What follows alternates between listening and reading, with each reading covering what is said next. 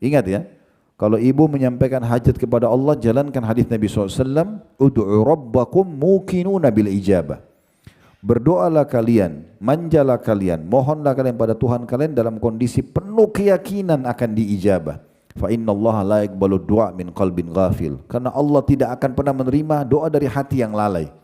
Allah terima enggak ya? Ragu. Ya Allah enggak diterima. Ya. Yakin Allah dengar, Allah akan kasih. Tinggal berjalan saja. Dan ingat juga sebuah hadis Nabi SAW, yustajabu li ahadikum malam ya'jal. Pasti akan diijabah doa seseorang antara kalian selama dia tidak tergesa-gesa. Sahabat bertanya, "Wamal isti'jal?" Dalam riwayat, "Kaifa yasta'jil?" Bagaimana tergesa-gesa itu ya Rasulullah? Kata Nabi SAW, "Yaqulu da'utu wa lam yustajabu li fatarakat du'a." Dia mengatakan, saya sudah berdoa tapi belum lihat ijabahnya, lalu dia tinggalkan doa. Mungkin ibu tinggal sekali lagi berdoa Allah ijabah. Kenapa berhenti? Jangan pernah berhenti sampai lihat apa yang ibu minta. Selama ibu tidak minta yang haram, yakin Allah kasih. Orang Allah kekalkan dalam Al-Quran, wa idza sa'alaka ibadi anni fa inni qarib ujibu da'watad da'i idza da'an falyastajibu li wal yu'minu bi la'allahum yarshudun. Hai Muhammad, kalau ditanyakan kepadamu tentang aku, hamba-hambaku tanya, katakan aku sangat dekat. Aku akan menjawab panggilan-panggilan atau doa-doa mereka. Maka harusnya mereka ya kembali kepada aku, beribadah kepada aku agar mereka mendapatkan petunjuk. Jadi kita harusnya faham ini, dibesarkan kadar Allah Subhanahu wa taala di depan mata kita. Dan ada sebuah hadis juga yang mulia, hadis yang masyhur sekali ya, tapi mengajarkan kepada kita, mengingatkan kita kembali tentang bagaimana Allah Azza wa Jalla memerintahkan kita untuk betul-betul bergantung kepadanya. Dan dari hal yang kecil sampai hal yang besar. Dahulukan Allah baru kemudian ikhtiar manusiawi. Itu yang baru namanya tawakal, ya. Dalam hadis Abi Dzar radhiyallahu anhu Al-Ghifari, beliau mengatakan anin Nabi sallallahu alaihi wasallam yarwihi ar-rabbih azza wajal. Dari Nabi SAW yang menukir riwayat dari Tuhannya, Allah yang maha mulia dan maha tinggi. Ini hadis qudsi. Annahu qal, bahwasanya Allah berfirman, ya ibadi, wahai hamba-hambaku. Allah ajak bicara kita semua. Kami, saya dan teman-teman dai ini hanya penyambung apa yang Allah sampaikan. Bapak ibu sekalian, ibu-ibu harus renungi baik-baik ini. Ya, wahai hamba-hambaku, Allah ajak bicara anda secara individu dan kita semua secara umum. Kata Allah, inni haramtu dzulma ala nafsi wa ja'altuhu bainakum muharraman fala tadzalamu. Ingatlah, kata Allah, aku mengharamkan kezaliman atas diriku. Tidak mungkin tidak memberi hak atau mengambil yang bukan hak. Dan aku jadikan haram di antara kalian. Maka jangan kalian saling menzalimi. Ambil yang punya kita saja. Bukan punya kita jangan disentuh.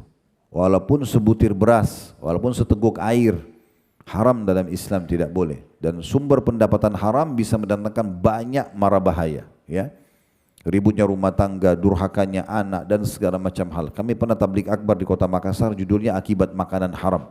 Kalau ibu-ibu yang sudah mengikuti medsos kami di Khalid Basar Official di YouTube, itu ada cari di playlist, akan cari judul bedah buku tentang akibat makanan haram. Itu luar biasa efeknya. Banyak rumah tangga ribut karena itu, banyak anak-anak durhaka karena itu. Bahkan Dr. Ziyad Abadi pernah menyampaikan, dari sumber pendapatan haram ada orang tidak sadar, dia memberikan makan anaknya dari yang haram, anaknya menjadi pembunuhnya. Karena mau mengambil warisannya. Pernah dengar ada anak-anak bunuh orang tua mengambil warisan? Nah itu, kata beliau itu sumber haram di badannya anak itu, akhirnya Allah jadikan anaknya membunuh dia. Dan sekian banyak masalah yang hadir. Maka tinggali semua kezaliman. Bukan hak kita jangan sentuh. Udah selesai. Dan ingat ya, kita punya kapasitas. Mulut kita ini masuk 1 sendok nasi, 2 sendok udah nggak bisa ngomong. Gitu ya. Kita juga kalau telan itu harus pelan-pelan. Kalau enggak susah kita menelannya. Kapasitasnya ada. Hidung kita Allah buat kecil begini. Kita cuma bisa hirup dengan kapasitasnya. Mata kita ada jangkauan melihatnya. Tangan bisa jangkauan melihat. Bahkan yang kita kenakan, kopiah saya pakai begini, cuma bisa 1. Pakai 2 kopiah diketawain orang. Gitu. Ibu pakai jilbab double-double diketawain orang. Kan gitu. Baju kita bisa pakai 1, 2 lembar. Pakaian dalam sama pakaian luar. Pakai 5 lembar baju. Kan itu jadi lucu gitu ya. Sepatu 1 pasang. Punya 5 pasang sepatu. Butuh 5 kali Kalau 1 hari 5 hari baru diganti. Kapasitasnya ada. Kaki kita melangkah ada kapasitasnya. Semua ada kapasitasnya. Supaya kita tidak melebihi itu. Pesan yang kedua, itu pesan pertama dalam hadis ini. Pesan yang kedua, ya ibadi, kullukum dhallun illa man hadaituhu fastahduni ahdikum. Wahai hamba-hambaku, kalian semua sesat. Kalian tidak tahu harus berbuat apa kecuali yang aku berikan petunjuk padanya. Maka mintalah petunjuk hanya kepadaku, aku akan tunjukkan kalian. Minta sama Allah, nanti Allah akan gerakkan makhluk memenuhi kebutuhan ibu. Jangan ke makhluk lalu tinggalkan Allah, ini kebalik. Minta dulu sama Allah, nanti Allah gerakin tuh semuanya orang-orang untuk datang memenuhi kebutuhan kita. Ini poin, tinggal mengatur saja sebenarnya. Cuma kadang-kadang orang tidak ngatur itu. Ya. Jadi semua kita tidak dapat petunjuk kecuali yang Allah berikan petunjuk padanya. Maka minta petunjuk padaku, petunjuk apa saja. Ya. Ngomong, minta sama Allah Subhanahu Wa Taala. Allah marah kalau kita nggak manja sama Dia. Ini disuruh manja nggak mau gimana sih? Kan gitu. Pesan yang ketiga, ya ibadi, wahai hamba-hambaku, kullukum ja'i'un illa man at'amtu fastat'imuni at'imkum. Wahai hamba-hambaku, kalian semua lapar kecuali yang aku berikan makanan. Minta makanan padaku. Ini hadis sahih. Ya. Nabi SAW mengatakan, Allah berfirman, minta makanan kepadaku. Ya. Kemudian jadi makanan pun kita minta ya. Pesan selanjutnya, ya. Yang keempat, ya ibadi, kullukum arin illa man kasautu fastaksuni aksukum. Kalian semua wahai hamba-hambaku telanjang, tidak berbusana kecuali yang aku berikan pakaian padanya. Minta pakaian kepadaku. Disuruh minta makanan, minta pakaian, ya. Ini baru pesan yang keempat. Pesan yang kelima, jadi minta pakaian, ya. Minta baju, minta pakaian apa saja sama Allah SWT. Pesan yang kelima, ya ibadi, innakum tukhti'una bil-laili wan-nahar wa ana aghfirudz dzunuba jami'a fastaghfiruni aghfir lakum. Wahai hamba-hambaku, kalian banyak berbuat kesalahan-kesalahan di malam dan di siang hari. Dan akulah satu-satunya yang bisa mengampuni dosa-dosa. Maka mohon ampunlah kepadaku, aku akan maafkan kalian. Ya. Pesan pertama enggak boleh zalim, pesan kedua minta petunjuk sama Allah, pesan ketiga minta makanan sama Allah, pesan keempat minta pakaian sama Allah, pesan kelima minta ampun agar dimaafkan oleh Allah. Ya, karena semua dosa itu Bu ya, penyebab daripada hilangnya fasilitas bertahap.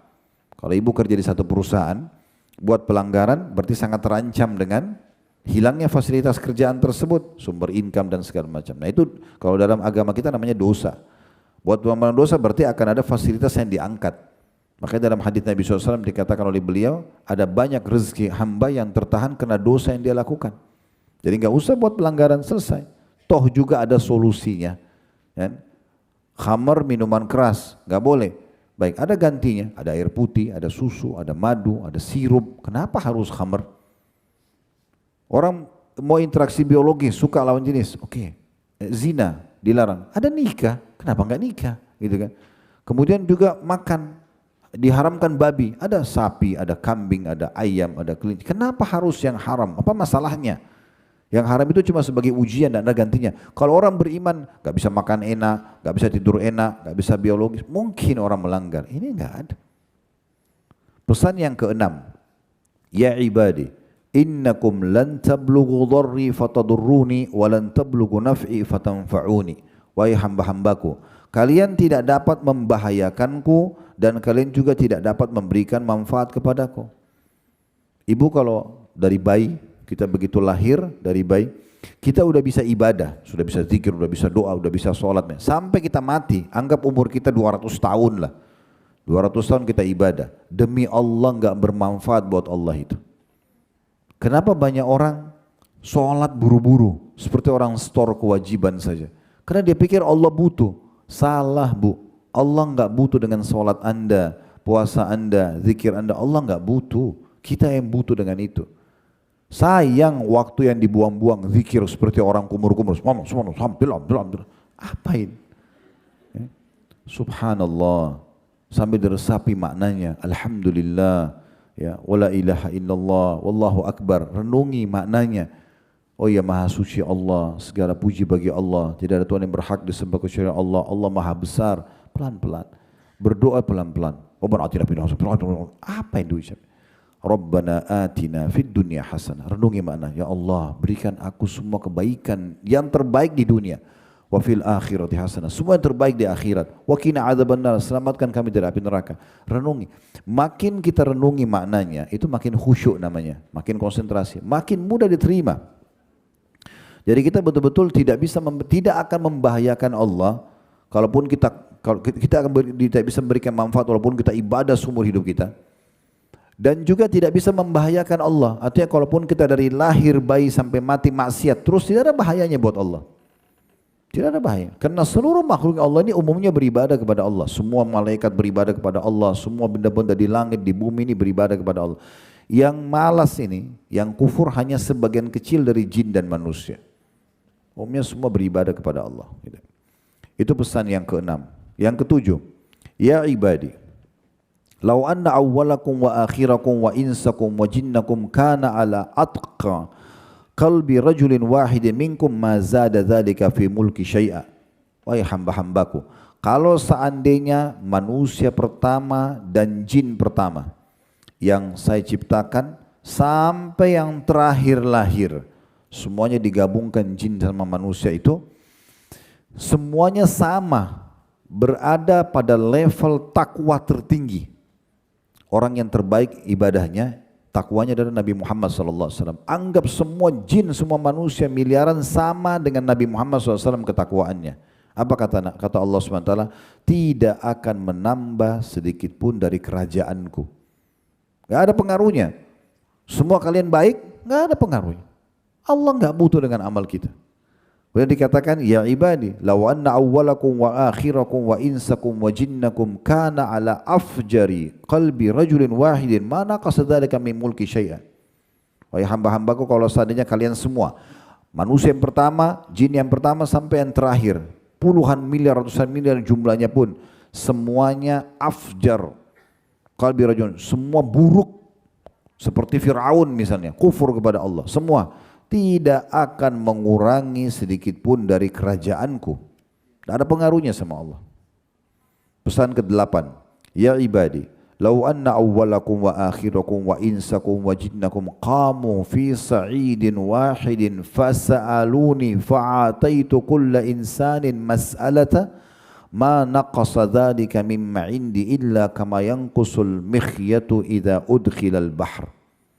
Wahai hamba-hambaku, bila orang-orang terdahulu dan yang terakhir dari seluruh manusia dan jin yang tinggal di bumi ini meminta kepadaku, semua manusia dan jin dari pertama diciptakan sampai yang akhir, yang belum lahir sekarang sampai menjelang hari kiamat, didatangkan semuanya berkumpul di satu tempat, semuanya minta hajatnya masing-masing, lalu aku penuhi semua permintaan mereka masing-masing itu, tidaklah hal itu mengurangi apapun yang ada padaku, kecuali sebagaimana sebatang jarum yang dimasukkan ke lautan.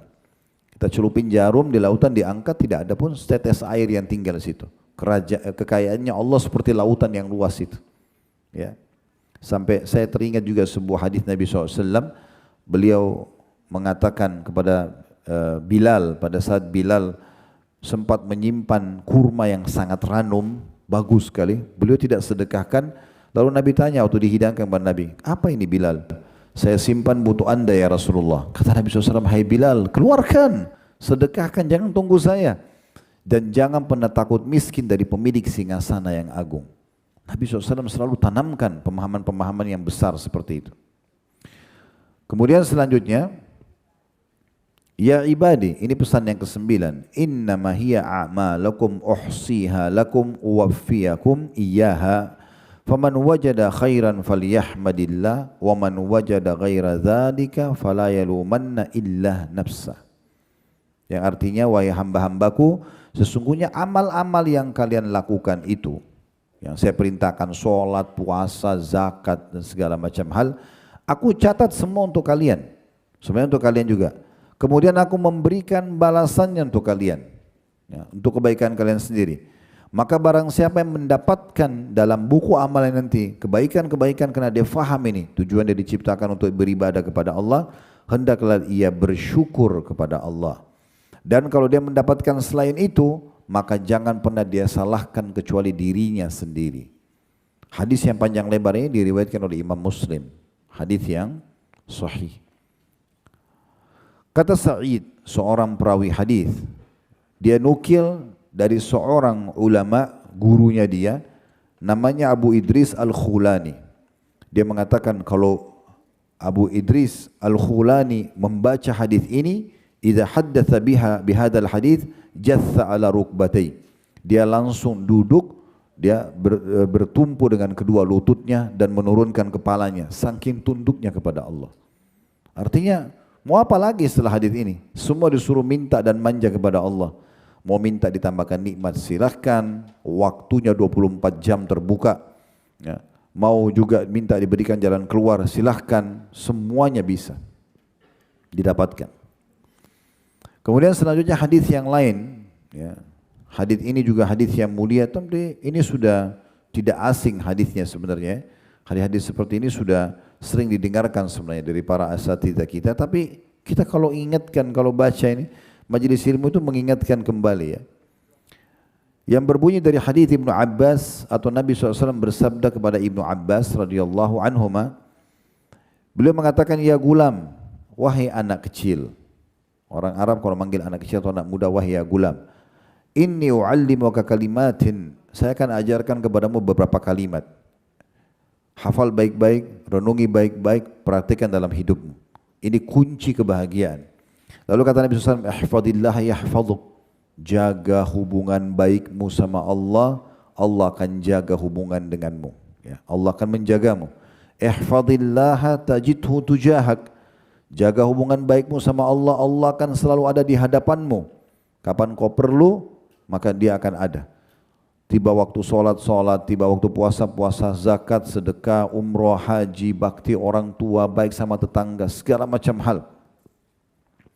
Lalu dikatakan, idza sa'alta fas'alillah, kalau kau minta hanya minta kepada Allah. Wa idza ista'anta fasta'in billah, kalau kau minta tolong hanya minta tolong kepada Allah. Wa'lam annal ummata idza ijtama'at ala an yanfa'uka bi syai'in lam yanfa'uka illa bi syai'in qad kataballahu lak. Ketahuilah kalau seluruh umat manusia ini bersatu untuk memberikan manfaat kepadamu, tidak akan pernah sampai kepadamu kecuali yang sudah Allah catatkan. Kalau semua manusia berkumpul untuk memberikan satu manfaat, tidak akan sampai kecuali yang sudah Allah tentukan. Dan dikatakan, wa in ijtama'u ala yadurruka bi syai'in lam yadurruka bi syai'in illa qad kataballahu 'alaik. Dan kalau mereka semuanya bersatu untuk menyusahkanmu, membahayakanmu, semua dunia ini mau menyusahkan kita, mau membunuh kita, tidak akan pernah menimpamu kecuali yang sudah Allah catatkan atasmu. Rufi'atil aqlam wa jaffatis suhuf. Sungguh telah diangkat pena yang mencatat takdir di Lauhil Mahfuz dan telah kering catatannya. Udah, enggak akan berubah lagi. Hadis ini hadis yang sahih diriwayatkan Tirmidzi dan juga Imam Ahmad. Jadi kesimpulan dari apa yang kita sampaikan semua ini, bagaimana seorang muslim mengagungkan Allah Subhanahu wa taala dalam hidupnya. Dan kami sarankan agar ibu bersemangat untuk selalu mau dekatkan diri kepada Allah Subhanahu wa taala, lakukan dua hal. Yang pertama, ya, mencari tahu tentang dan membaca terus keutamaan dari amal yang ibu kerjakan. Apapun yang ibu mau kerjakan, usahakan cari tahu fadilahnya. Saya selalu sarankan dalam pengajian, jangan pernah mengerjakan satu jenis ibadah kecuali kita sudah tahu keutamaannya. Dan itu butuh 5 menit kalau sekarang ya. Misalnya mau sholat duha, ketik aja keutamaan sholat duha di Google, keluar semua artikel. Cuplikan ceramah di Facebook, di TikTok, di Instagram, di YouTube, keluar banyak orang menyampaikan. 5 menit aja, baca atau dengarin. Nanti kita tahu, oh saya kalau sholat duha dapat ini ya. Itu nanti akan membuat kita konsisten, gitu kan? Kemudian yang kedua, itu harus dipaksakan. Paksakan, mulai sekarang harus paksakan baca Quran, sholat malam, majelis ilmu, paksa. Enggak bisa enggak. Allah mengatakan dalam Al-Quran, walladzina jahadu fina lanahdiyannahum subulana. Orang-orang yang memaksakan jalan menuju jalan kami akan tunjukkan dia ke jalan-jalan kami. Ya. Dan saking luar biasanya para salafus saleh dalam memaksakan diri dalam ibadah ini, sampai dimulai dari Nabi SAW ya. Nabi SAW pernah sholat malam sampai kakinya pecah-pecah. Ditanya oleh istrinya tercinta Aisyah radhiyallahu anha, kenapa anda sholat seperti ini ya Rasulullah? Padahal dosa anda yang lalu dan akan datang sudah dimaafkan. Maka kata Nabi SAW, afala akunu abdan syakura. Apakah aku tidak bisa menjadi seorang hamba yang bersyukur? Mereka paksakan diri dalam ibadah. Dinukil dari sebagian salaf mengatakan, kami menemukan para sahabat Nabi, muka mereka sampai kusut di pagi hari karena semalam suntuk mereka habiskan dalam ibadah kepada Allah Subhanahu wa taala. Bahkan ada di antara mereka kalau luput satu ibadah saja, mereka ganti dengan ibadah yang lain. Abdullah bin Umar radhiyallahu anhu pernah ketinggalan satu kali sholat berjamaah, maka beliau mengganti dengan sholat semalam suntuk tanpa tidur. Umar bin Khattab, ayah beliau, pernah beli satu kebun itu indah sekali, ada sumber mata air, pohon kurmanya banyak, buahnya random sekali. Dan saking asyiknya nikmat itu, Umar lewat sholat asar. Keluar dari kebun, baru mau sholat orang sudah bubar. Maka Umar sedekahkan semua kebunnya itu. Gak dipakai sama Umar, udah sedekahin, gara-gara ini saya lalai. Gitu. Jadi begitu mereka luar biasa dalam menjaga ibadahnya. Mereka ganti dengan ibadah lain atau mereka segera mengisi dengan ibadah dengan jenis ibadah yang lain. Satu pesan penting, kalau seandainya luput dari ibu satu ibadah, ya, ingat ya, ini tidak bisa terulang, nggak bisa diperbaikin. Contoh misalnya tadi malam Anda tidak sholat tahajud, kan hukumnya sunnah, oke. Tapi kalau misalnya ibu dengar tiba-tiba keutamaan, oh sholat malam itu perkataan Aisyah radhiyallahu anha, jangan kalian tinggalkan sholat malam karena Rasulullah SAW tidak pernah tinggalkan sholat malam walaupun beliau dalam kondisi letih, beliau sholat sambil duduk. Oh saya mau sholat malam deh. Tapi yang bisa tinggal nanti malam kalau masih hidup. Yang tadi malam nggak bisa diperbaikin. Jadi kalau ada peluang ibadah jangan disia-siakan karena nggak bisa terulang, nggak bisa terulang. Kita kalau sholat masbuk satu rakaat saja, itu sudah cukup membuat kita tidak bisa perbaikin. Gak bisa kita bilang sama imam, imam kembali dong ke rakaat pertama supaya saya ikut, supaya malaikat catat dari awal. Tidak bisa. Ya. Ada kesempatan sedekah orang miskin, jangan negosiasi sama syaitan. Ya. Oh itu masih kuat, masih mampu, nanti aja orang miskin di depan. Mungkin kita berapa langkah lagi mati, itu amal terakhir. Sedekah aja, gak usah negosiasi. Ibadah itu kalau datang kesempatannya dieksekusi, bukan negosiasi sama syaitan. Kalau ibu lakukan ini dengan izin Allah SWT, betul-betul nanti kita bisa menggantungkan ya nasib kita dan apapun kepada Allah Subhanahu wa taala. Subhanakallahumma bihamdika asyhadu an la ilaha illa anta astaghfiruka wa atubu ilaik. Wassalamualaikum warahmatullahi wabarakatuh.